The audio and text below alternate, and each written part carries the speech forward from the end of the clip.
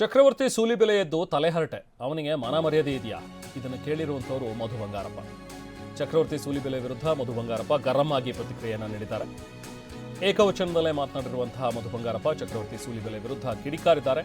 ಅಪಪ್ರಚಾರ ಮಾಡಿದವರ ವಿರುದ್ಧ ಕಾನೂನು ಕ್ರಮಗಳನ್ನು ಕೈಗೊಳ್ತೀವಿ ಅಂತಲೂ ಕೂಡ ಮಧು ಬಂಗಾರಪ್ಪ ಮಾತಾಡಿದ್ದಾರೆ.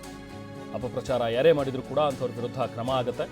ಈಗಾಗಲೇ ಅವ್ರ ವಿರುದ್ಧ ಸಾಕಷ್ಟು ದೂರುಗಳು ಬಂದಿವೆ ಅಂಥೇಳಿ ಮೈಸೂರಿನಲ್ಲಿ ಶಿಕ್ಷಣ ಸಚಿವ ಮಧು ಬಂಗಾರಪ್ಪ ಹೇಳಿಕೆ ನೀಡಿದ್ದಾರೆ.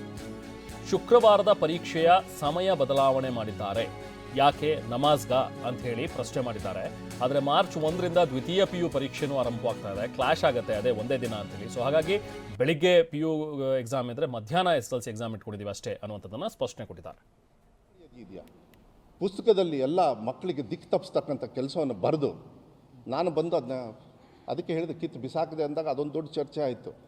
ಇಂಥದ್ದನ್ನು ಕಿತ್ತು ಬಿಸಾಕಬೇಕು, ಹೊಲಸನ್ನು ಮನೇಲಿ ಇಟ್ಕೋತೀರಾ ನೀವು, ಕಿತ್ತು ತೆಗೆದು ಹೊರಗಡೆ ಎಸಿತೀರಾ? ಅವ್ನು ಮೊನ್ನೆ ಮತ್ತೆ ಟ್ವೀಟ್ ಮಾಡಿದ್ದಾರೆ, ಮಾನ ಮರ್ಯಾದೆ ಇಲ್ಲ.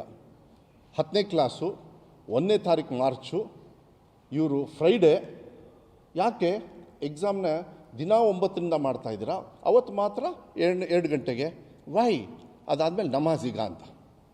ಡೋಂಟ್ ಯು ಥಿಂಕ್ ವಿಷ ಬೀಜ ಬಿಚ್ಚುತ್ತಾ ಇರ್ತಕ್ಕಂಥದ್ದು ಇಂಥವ್ರು ತಾನೆ? ಕಂಪ್ಲೇಂಟ್ಸ್ ಬಂದಿದೆ, ಈಗ ಕಂಪ್ಲೇಂಟ್ಸ್ ಹೋಗ್ತಾ ಇದೆ ಅವ್ರ ಮೇಲೆ. ವೈ ಅಂತ ಕೇಳ್ತಾರೆ.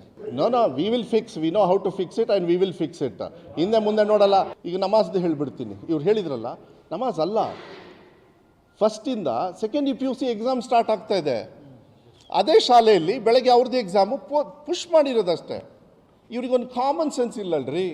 ಪಠ್ಯ ಪುಸ್ತಕದ ಪರಿಷ್ಕರಣೆಯ ಇವ್ರು ಎಂಥ ಅಧ್ಯಕ್ಷನ ಸುಡಗಾಡು ಏನಾಗಿದ್ರು, ಮಾನ ಮರ್ಯಾದೆ ಇದೆಯಾ ಅವರಿಗೆ?